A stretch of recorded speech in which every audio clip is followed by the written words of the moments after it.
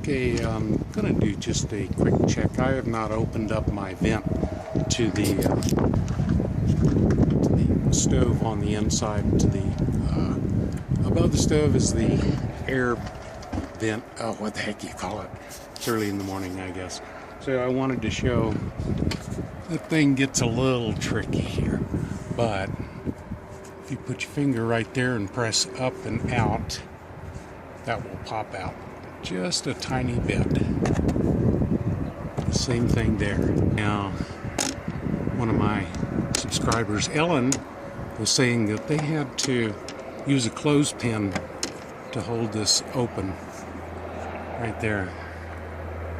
And I guess that could be. You can see how it's just kind of loosely flopping. So let's turn on the vent and see if that moves out. Okay. You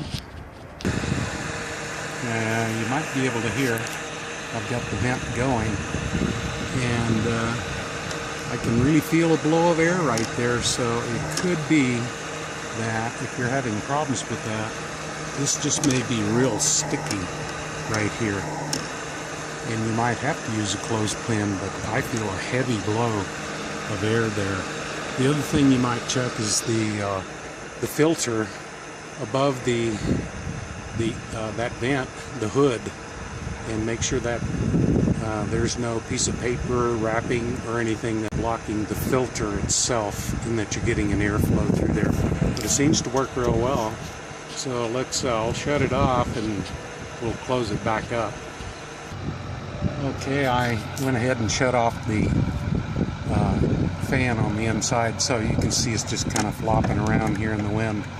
So when you put that back, you're going to want to make sure that these snap, and they are just a little tricky to snap back together, and it pops.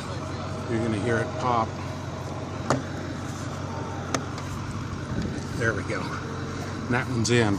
You want to make sure those are closed before you go traveling, because any dirt and dust is going to blow up inside there, inside your camper.